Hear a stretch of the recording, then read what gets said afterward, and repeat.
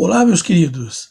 Antes de começar a aula, eu gostaria de pedir para vocês um grande favor, tá? Se esse vídeo agregar um pouco de conhecimento para vocês, por favor, deixem seu like e se inscreva no canal. Isso é muito importante para mim. Isso incentiva que eu continue a gravar esses vídeos para vocês, ok? Um abraço. Bom dia, meus aluninhos queridos. Tudo bem com vocês? Tudo tranquilo, tá? Hoje nós vamos falar um pouquinho, no início ali, nós vamos falar um pouquinho sobre das bactérias metanogênicas, né? Então a gente vai começar a falar um pouquinho sobre elas. É bem simplesinho. Depois a gente vai falar com vocês sobre as doenças bacterianas, né? Doenças produzidas por bactérias. Tá? E já aviso vocês que tem algumas cenas assim que podem chocar algumas pessoas que são mais sensíveis. Então, olha, fique em nível. Cara, não quero ver essas coisas, fecha os olhos. Então, vamos começar essa aulinha aí, que é uma aulinha, né, cheia de doenças, mas também aqui no início, né, as bactérias nos ajudando. Lembra que eu falei para vocês que as bactérias, elas, na grande maioria delas, elas não nos fazem mal, pelo contrário, as bactérias no ambiente fazem bem para o ambiente. Tem que existir bactérias para que exista vida no nosso planeta. Tá? Então, a grande maioria das bactérias nos ajuda. É o caso das arqueobactérias metagênicas, que vocês estão vendo ali, né? Ou metanogênicas, tanto faz, tá? Que são bactérias no ambiente que vão produzir metano. Hoje se fala muito em combustível alternativo tal, e existe o gás metano, né? O biogás, que vocês escutam falar, né? E que pode gerar energia. Tá? Quem faz isso? Bactérias. De que forma elas fazem isso? Naturalmente, na decomposição do substrato de compostos orgânicos, por exemplo, lá, fezes que vão se decompor, restos de animais, de vegetais que vão se decompor, tudo isso produz, né, metano. As bactérias metanogênicas vão fazer lá a degradação e, como subproduto, elas vão liberar metano. Tá? Então, elas liberam o CH4 lá para o ambiente.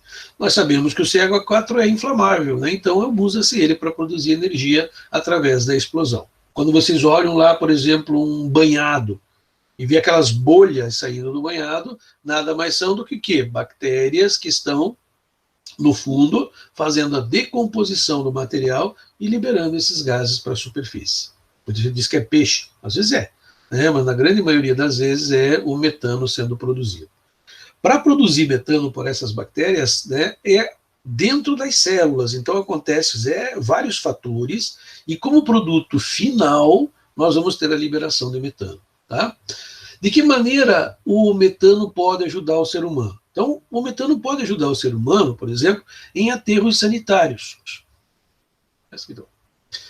Aqui, né, vocês estão vendo, né, um desenho. Eita, isso. De um aterro controlado, um aterro sanitário. Quando nós jogamos lixo, desculpem, um aterro, o que acontece? As bactérias que estão no ar, essas bactérias, vão lá decompor esse material. E ao decompor esse material, o que vai acontecer? Ela vai produzir o quê? Ela vai produzir metano. E esse metano, ele é um gás explosivo. Então, se ele se acumula nos lixões, né, isso pode explodir, pode pegar fogo. Houve inúmeros acidentes já de pessoas que vivem no lixo, né, das pessoas que vivem da reciclagem, vão lá procurar material, delas acabarem perdendo braço, perdendo perna, morrendo por causa de explosões do metano contido embaixo dessa lixeira. Para evitar isso, muitos aterros sanitários ou controlados põem essas chaminés que vocês estão vendo aqui, né? Vou olhar para o lado aqui, né? Estão vendo? Essas chaminézinhas que vocês estão vendo ali, elas captam, né, o metano que está sendo produzido pela decomposição do lixo. E aí fazem ela sair lá em cima, e ali existe um dispositivo que queima, né? Isso, gente, é biorremediação. Na verdade é remediação, né? Não é bio porque não está usando ser vivo, né? Para diminuir a poluição. Ao invés de estar jogando metano, que é extremamente poluente, ele é queimado. Ah, professor, mas ao queimar não produz CO2, tá. Mas esse gás, como é explosivo, ele é pior do que o CO2. Então, nesses aterros, ele é queimado. Em aterros mais modernos, mais sofisticados, você pode fazer a captação do metano e usar esse metano produzido como fonte para gerar energia no próprio aterro, tá? Fazer funcionar máquinas de compostagem, etc. Só que, como a gente sabe, né, como você sabe, esse gás é um gás inflamável, então ele tem que ter todo um controle para isso não explodir. Tá?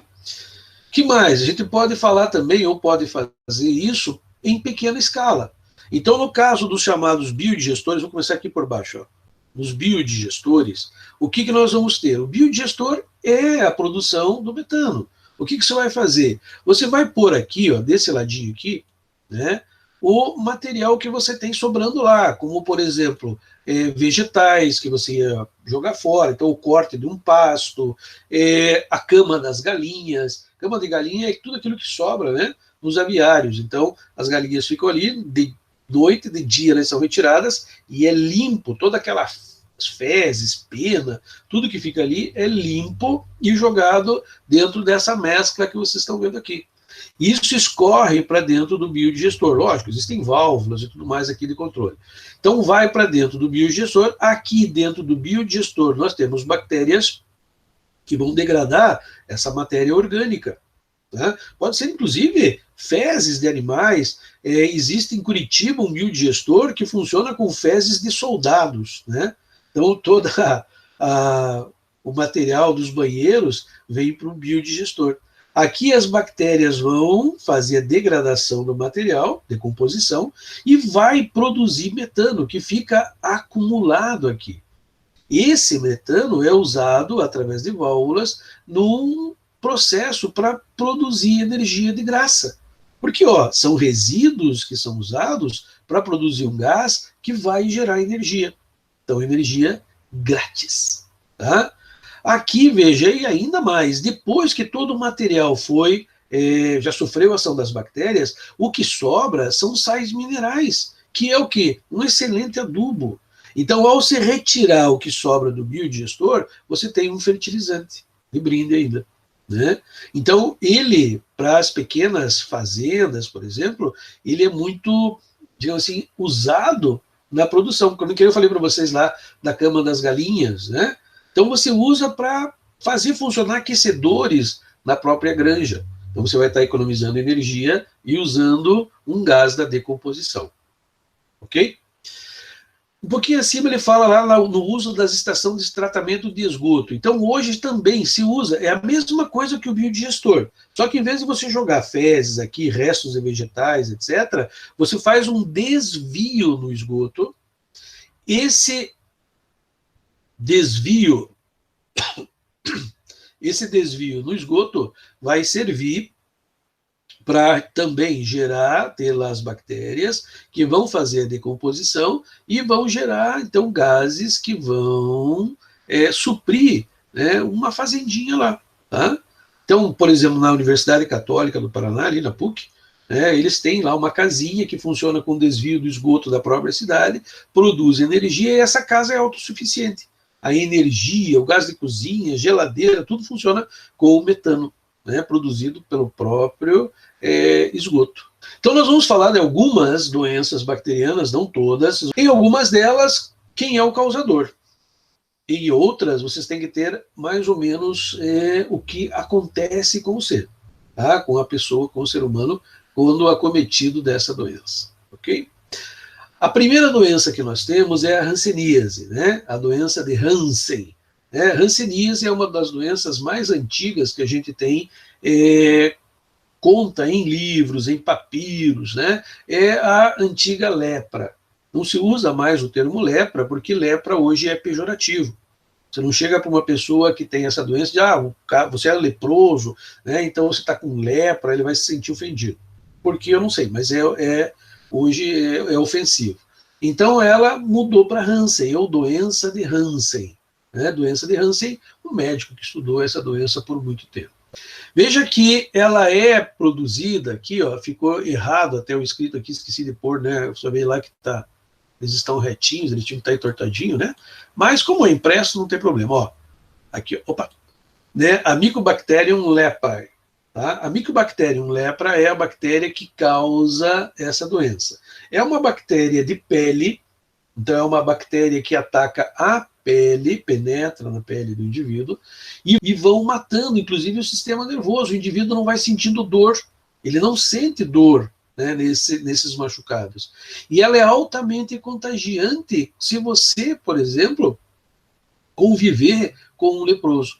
Através de perdigoto, que sai, né, aquela salivazinha, né, quando a gente fala, espirra, tosse, né, elas podem entrar pela mucosa do nariz, do olho, e você pode se contaminar. Ou mesmo tocando nas chagas, tocando no machucado, né, do indivíduo, você pode pegar essa doença. Tá?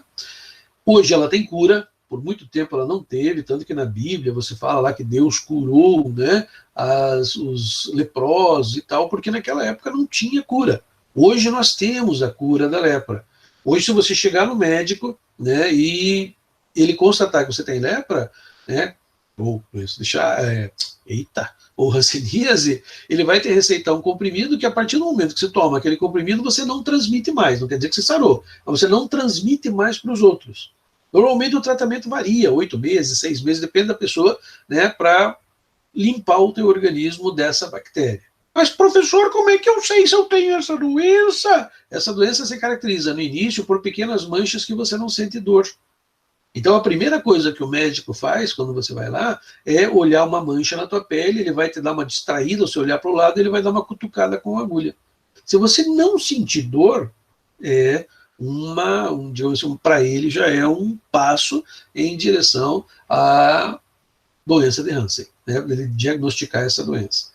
Então, inclusive na televisão, antigamente passava lá uma mãe se queimando, né, no fogo, né, e não estava sentindo dor.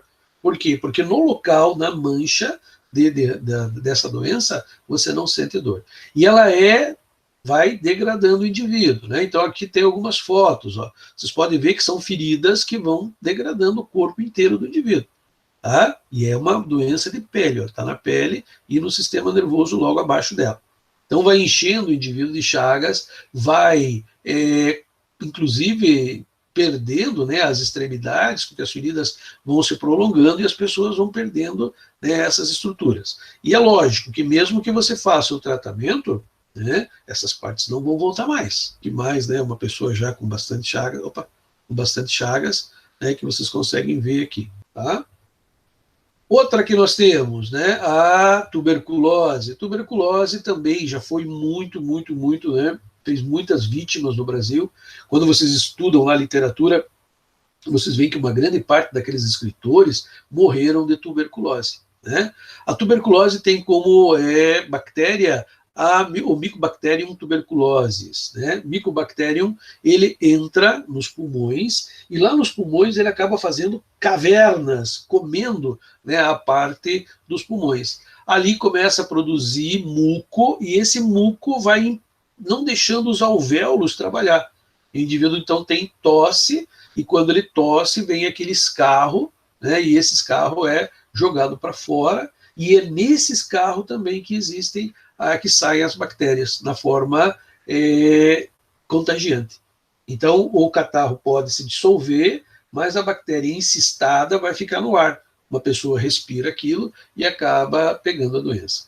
Mas, professor, por que os escritores e tudo mais pegavam essas doenças? Porque eles levavam uma vida assim na noite, né? Então saíam de noite, ambiente quente, eles já tinham a resistência do seu corpo, né? Bebida, aquela vida devassa, né? E acabavam tendo uma queda na resistência do seu organismo e pegando essas doenças mais fáceis, tá? Então ela tem como algumas características, né? Aquela tosse crônica, inclusive com sangue em estágios mais avançados, vocês veem em filmes, às vezes, em novelas, né? Que o cara tosse, aí ele pega o lenço e está saindo sangue. Então pode ser tuberculose, é um sintoma que ele tem. Febre, suor noturno, é muito comum, né? A pessoa suar a noite inteira, mas também não quer dizer que se você suou, você tem a doença, mas é um sintoma da doença, né? Perda de peso, né? A pessoa não quer mais comer, uma das coisas da bactéria é que ela tira a tua fome, ela deixa você anoréxico, tá? Então você para de comer. Ô, professor, mas então a pessoa emagrece, aí emagrece e morre, tá? Então não adianta, tá certo? Então é uma doença assim que foi bastante temida. Hoje nós temos a vacina. A vacina que combate essa doença é a BCG. Todos vocês têm. Se vocês olharem no braço de vocês, vocês vão ver a marquinha da vacina lá. Aquela marquinha da vacina que você tem no braço é a BCG. Né? Por que BCG? Porque ela usa, né, o bacilo Coumette-Guerin. Coumette-Guerin, por isso BCG, tá? É o nome de 2 cientistas que desenvolveram essa doença, né? A Camille Guerin e o Albert Calmet, em Paris, na França. Tá, desenvolveram lá em 1921, por aí, né, essa vacina contra a doença, é a BCG que a gente tem ali, né? Então, Coumette-Guerin, essa é a bactériazinha, ela ataca os pulmões lá, né? Então, o que ela faz? Ela vai atacar os pulmões, ela vai também ter outros sintomas, não só o pulmão, tá? Se você deixar a doença progredir, ela pode ocasionar no teu corpo essas manchas, né, no corpo, que são lesões provocadas pela bactéria. Inclusive, a tuberculose, quando avança, ela causa úlceras, né, que mais ou menos vão ficar assim, ó, tá? Úlceras que vazam, né? Essas úlceras, aqui já é uma cicatriz, ó, né? Que é necrose do tecido. O tecido vai morrendo por causa dessa bactériazinha. Gonorreia. Gonorreia é uma das DSTs produzidas por bactéria, né? Essa gonorreia é uma forma, né, de transmissão através do ato sexual. Tá? Então, transmite-se por ato sexual. Então, ela vive nos órgãos reprodutivos. Lá, né, a bactéria contamina o aparelho reprodutor. Normalmente, como sintoma, o indivíduo tem muita ardência na hora de fazer xixi. Na hora que ele vai fazer xixi, arde, né, quando a urina passa pelo canal, porque a bactéria vai inflamar o canal de saída da urina, a uretra. A uretra vai ficar mais estreita e como se fosse assim, em carne viva, digamos assim, para vocês entenderem. Quando a urina passa por ali, aquilo queima, né? E essa bactéria causa uma reação no nosso organismo na produção de anticorpos. Então, o que vai fazer? Anticorpos, os glóbulos brancos, vão produzir pus. Então, quando o indivíduo vai fazer xixi, ou mesmo quando não está fazendo xixi, sai pus pelos órgãos urinários. Tá? A foto que vem aqui, né, é dos órgãos sexuais. Tá? Então, essa doença vai fazer com que aconteça a saída, né, desses líquidos nos órgãos sexuais. Uma das piores consequências dessa doença é numa criança recém-nascida. Se a mãe tiver gonorreia, né, a criança, ao nascer, pode ter a gonorreia nos seus olhos, né? Um pouco antes dela nascer, as bactérias podem migrar, né, para os olhos da criança, deixando a criança cega.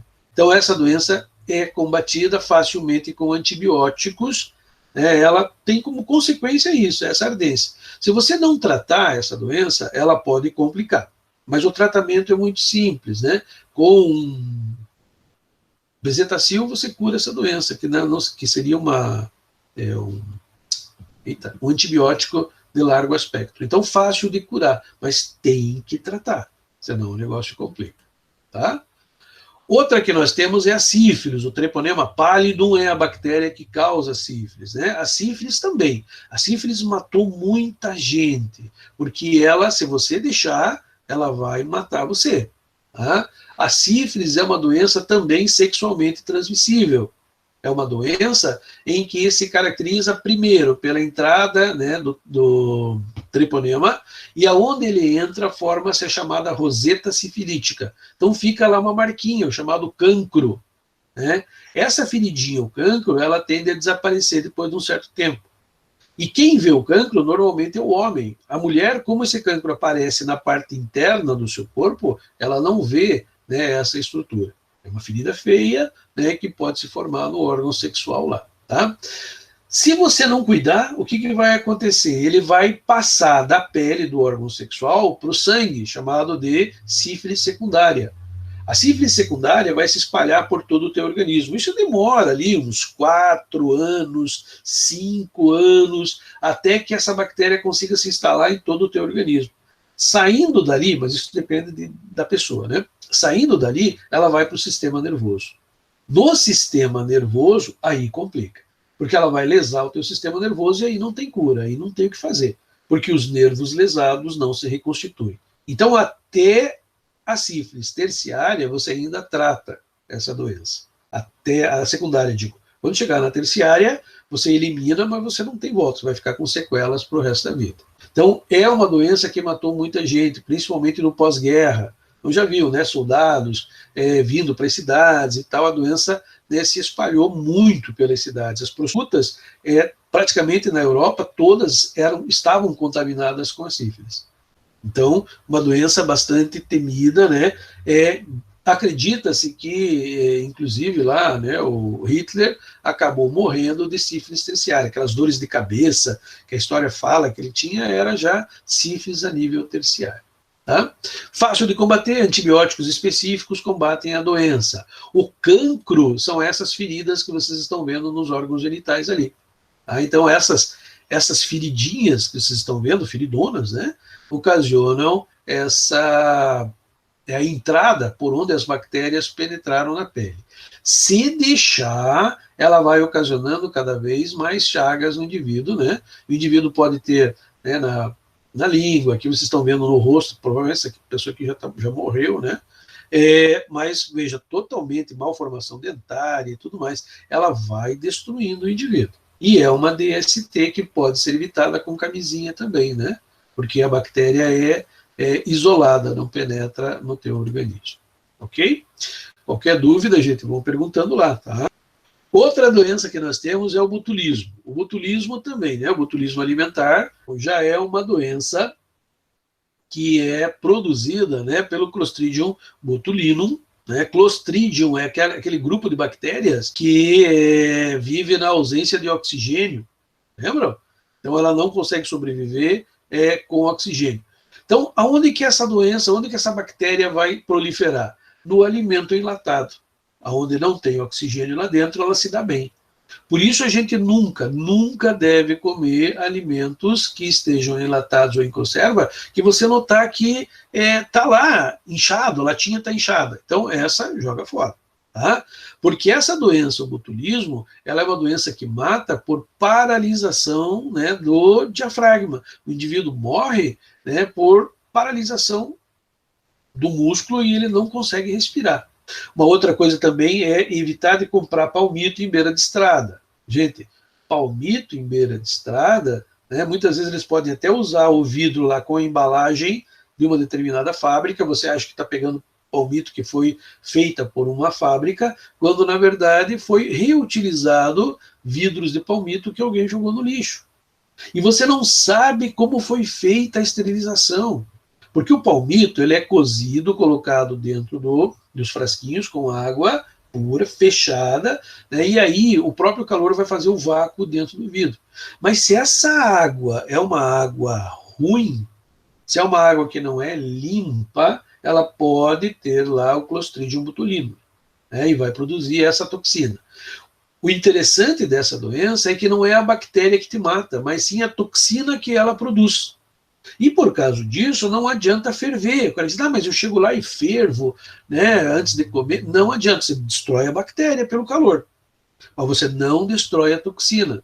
E ao consumir o alimento, você vai ter os sintomas dessa doença. Eu já tinha até, inclusive, comentado com vocês que é exatamente dessa bactéria que se extrai o Botox, que é usado lá, né, na face das pessoas, etc. O Botox é usado porque é uma toxina, lógico, diluída, não vai te fazer mal, tá? Mas ela é injetada na pele para paralisar a musculatura. É por isso que a musculatura fica dura, né? Fica rígida, né? Você fica sem expressão. Outra, o carbúnculo, que foi falado muito na televisão, né?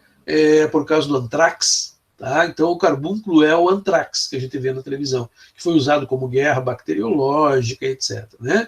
O antrax, né, ele é conhecido há muito tempo, porque o antrax ele faz feridas no organismo das vacas, no casco das vacas, quebrando, fazendo fissuras no casco. Em seres humanos, ele forma erupções na pele. Então, normalmente, o nosso organismo consegue controlar a carbunculose. Lógico que na guerras bacteriológicas, a bactéria do carbúnculo foi melhorada geneticamente. Então, ela, melhorada geneticamente, significa que ela vai ser muito mais difícil do nosso organismo controlá-la. Tá? Então, se você, por exemplo, tiver isso, você vai ter lá feridas na pele, no pulmão principalmente no pulmão, ele vai ocasionar lesões, né, muitas vezes irreversíveis no pulmão, que pode levar o indivíduo à morte. Tá? Normalmente nós ingerimos o antrax pela respiração também, então é uma bactéria que vive no ar. Tá? Mas existe hoje, né, alguns soros que são usados para o combate. Naturalmente, não sendo usado na guerra, a carbunculose natural, digamos, né, aquela que existe, ela vai ocasionar feridas como essas que vocês estão vendo aqui, né? Então, ó, aqui, ó, já está entrando, né, quase que em estado crítico. Outra que nós temos, a cárie dentária, né? A cárie dentária também é produzida por bactérias, tá? Essas bactérias vão atacar o dente, são várias bactérias, não é uma em especial. Quando não tem o nome aqui é porque tem várias bactérias, tá? Então, a cárie dentária também. Como é que ocorre a cárie dentária? A cárie dentária, ela ocorre pela acidificação dos alimentos ou restos de alimentos que ficam entre os nossos dentes. O esmalte do dente é uma coisa muito dura, ela é inorgânica, nenhum ser consegue se alimentar do esmalte do dente. Mas as bactérias vêm nos dentes por causa dos restinhos de comida. E nos restinhos de comida, ao se alimentar desses restos que ficam ali, elas vão produzindo ácidos que vão atacando, né, o esmalte. A partir do momento que o teu dente não tem mais a proteção do esmalte, as bactérias penetram. Alguns exemplos ali, né? Então aqui vocês estão vendo uma pessoa, deixa eu só esmalte. Fazendo buraco no esmalte é fácil das bactérias penetrarem no dente. Aí elas vão encontrar tecido mole, tecido que elas vão usar para se alimentar. Lembrem que todo parasita está fazendo o quê? Está se alimentando das células nossas. Mais uma, vamos lá. Outra que nós temos aqui é coqueluche. Coqueluche é ocasionada por uma bactéria só, a Bordetella pertussis. Essa Bordetella pertussis ocasiona o quê? Ataca os pulmões e faz o indivíduo ter muita tosse. Então, o primeiro sintoma da coqueluche é tosse. Ela passa por 3 estágios. O primeiro estágio é chamado estágio catarral, né, em que você tem os sintomas de um resfriado, coriza, tosse, mas uma tosse muito forte. Né? O segundo estágio, né, é a paroxística, que é aquela que você tem uma tosse que irrita, né? Você fica toda a garganta irritada, você não consegue comer, fica como se estivesse no vivo a garganta do indivíduo. Tá? E o estágio de convalescência, em que aí, veja, você já enfraqueceu, você gastou muita energia tossindo, você não consegue mais respirar, porque a tosse não deixa, né, uma tosse muito grande, o que pode fazer com que você acabe morrendo. Né? Então, por isso, ela é bastante também temida, né? E ela é altamente contagiante, por causa da tosse. Quando você tosse, lembra dos perdigotos? Você espalha perdigoto para tudo que é lado. Também existe hoje antibióticos específicos, o que já não existia, né, no passado, por isso foi uma doença bastante temida. Hoje ela ainda é por causa da... Mas ela está quase extinta, completamente controlada já no mundo. Tá? Uma criancinha tossindo, só para ilustrar. Ok? Cólera, né? Uma doença que matou muita gente também na história. O cólera é ocasionado pelo vibrião colérico, né? Uma bactéria na forma de vibrião e que ataca o nosso sistema digestório, fazendo com que você tenha um descontrole eletrolítico e, né, justamente por causa de muita diarreia, você vai perdendo muita água, vai desidratando, vai perdendo sais minerais em grande quantidade, o que acaba levando você à morte. Então, antigamente, quando você vê aqueles filmes de reis, né, onde o sistema de esgoto era aberto, a pessoa, né, o sistema de esgoto passava pelo meio das ruas, dos castelos, etc., essa doença era muito temida, porque quando ela atacava, ela passava de pessoa para pessoa rapidamente, né, através da água contaminada ou alimentos contaminados, e muita gente morria por causa dessa doença. Hoje ela é tratada, mas mesmo assim, Ainda morre gente de cólera, inclusive no Brasil, inclusive no Paraná, inclusive em Santa Catarina, né, como alguns anos atrás aconteceu. Tá? Até que os médicos acordem, né, para que a doença seja uma doença produzida pelo vibrião colérico, morrem, né, normalmente, algumas pessoas. O que mais nós podemos falar para vocês? A disenteria. Disenteria, vocês já sabem, né, uma das doenças que mais mata crianças no mundo, né, normalmente são da Shigella, são do gênero Shigella, as bactérias que fazem isso, e essas bactérias tendem a fazer com que você desidrate. Uma pessoa adulta tem mais água do que um nenê, tá? Pelo seu tamanho, etc. Então, uma criança tem mais chance de morrer por diarreia do que um adulto. Tá? Não que o adulto não morra também, mas tem mais chance. Então, no Brasil, em países subdesenvolvidos, o número de crianças pequenas que morrem de disenteria é muito grande. Tá? E a disenteria, então, ela vai ocasionar desidratação, de novo, muito parecida com a cólera, vai fazer aqueles eletrólitos entrarem em descontrole e a criança tende a morrer. Tá? É muito comum em países subdesenvolvidos.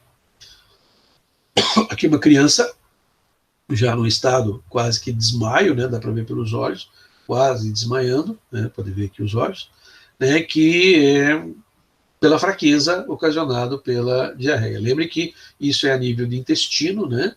Então o indivíduo vai colocar as fezes aquosas para fora, não dando tempo nem do alimento ser absorvido e nem da água ser absorvida pelo organismo. Então a pessoa tende a ir enfraquecendo cada vez mais.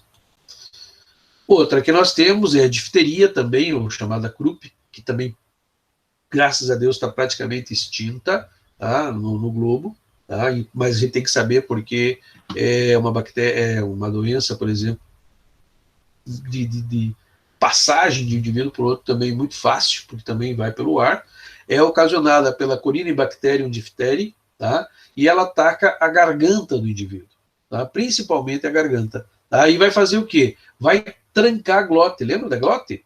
Então, casos de morte que acontece é fechamento da glote. A infecção é tão grande, que vai ocasionar o quê? O fechamento da glote do indivíduo. Imagine a agonia que deve ser, né? Você está lá meio doente, com sintomas de gripe, com febre, etc. Mas está lá com dor de garganta, como normalmente acontece, e você engole a saliva. Quando você engole a saliva, a glote fecha, mas ela não abre mais. Então ela permanece fechada. E imagine a agonia de você tentar respirar e não conseguir. E ela não abre. Então o indivíduo vai correr de um lado para o outro, pedindo socorro, não vai conseguir nem falar, se expressar o que está acontecendo. Menos de 2 minutos ela vai desmaiar, né? A falta de oxigênio vai fazer com que o organismo dela, do cérebro, lesões cerebrais, falta de oxigênio, né? E essa pessoa acabe morrendo. Tá? Então é uma doença bastante temida por causa disso, certo? Ela pode ir para os brônquios, ocasionar também paralisia dos alvéolos. Os alvéolos param de fazer hematose, justamente por causa da infecção, tá? E o indivíduo também acaba morrendo. Tá? Então, uma doença bastante temida. Tá? Aqui vocês estão vendo lá uma infecção, né, lá no fundo da boca do indivíduo, né, uma infecção que praticamente essa aqui já é bem complicada, porque ela já está em metade da glote do indivíduo, da boca do indivíduo, já tem pus lá, né? Outra que nós temos é a gastrite. A gastrite é ocasionada por bactéria. Hoje nós sabemos que é a Helicobacter pylori, né? O Helicobacter pylori, ela ataca, né, o nosso sistema digestório, né, o estômago, o esôfago, e pode ocasionar o que a gente chama de gastrite. Gastrite são feridas do estômago. Eu vou mostrar para vocês aqui. Tá? Ó, aqui. Eu pus umas flechinhas aqui, mas tem mais. Ó. Só para vocês verem aqui as feridas. Ó. Isso aqui são feridas. A pessoa, isso não parece ferida, parece uma manchinha. Pois é, mas é um local no teu estômago em que não tem mais o muco protetor. Pode ver que está toda ela cheia aqui, né, de resquícios brancos. Aqui dá para ver, inclusive, as bolinhas, né, que são as feridinhas que tem aqui. Isso aqui não está sendo protegido pelo muco, que protege do ácido clorídrico. Então, cada vez mais o ácido clorídrico vai atacar isso aqui, né, e vai fazer com que essa feridinha vá cada vez mais funda. Quando ela perfura todo o estômago, a gente chama de úlcera perfurada. Aí o negócio complica, ou ela vai ter lá a úlcera perfurada, quando é no estômago, ou a gastrite esofágica, né, quando é no esôfago, tá? Outra que nós temos é a leptospirose, a doença do ratinho, né? Então a leptospirose é a leptospira que causa, né? Então o que ela vai fazer? Ela está em uma série de animais contaminados com ela. E através da urina, isso é colocado para fora. Então ó, veja, já não é mais pelo ar, né? Então o que acontece? Ela fica no local onde o ratinho lá fez xixi. Mas se tiver uma enchente, o que vai acontecer? Ó? Durante uma enchente, aquela urina vai tocar em outras pessoas, como por exemplo aqui, né? Vou mostrar para vocês aqui. Tá? Aqui, ó, as pessoas andando em água de enchente. Isso não acontece aqui na nossa região, né? Mas ó, os ratinhos estão aqui, e se eles estão contaminados, se eles estiverem contaminados, eles acabam contaminando a água. De você entrar na casa para limpar, etc., você entra em contato com a urina do ratinho e pega essa doença. Essa doença é como se fosse uma gripe muito, muito forte e que vai fazer com que o indivíduo acabe tendo falência dos órgãos e morrendo, né, devagar. E é muito difícil do médico saber que é uma leptospirose. Normalmente os médicos tratam como se fosse uma gripe mais forte. Quando se dá conta de que não é, né, uma gripe, normalmente já é tarde demais para fazer o tratamento. O indivíduo já está em falência. Quando o médico diz, ué, mas uma gripe não faz a pessoa chegar aí. Aí ele vai, não, mas pode ser, porque em alguns locais não é comum, né, dessa doença acontecer. Então, nesses locais onde não é comum, o médico também não está preparado para diagnosticar. Lembra que médico não é mago. Ele vai seguir as características que tem ali. Ok? Paramos por aqui, gentarada, senão vai ficar muito comprida a aula aí para vocês, né? Aquele abraço, tchau e benção, até a próxima, se Deus quiser.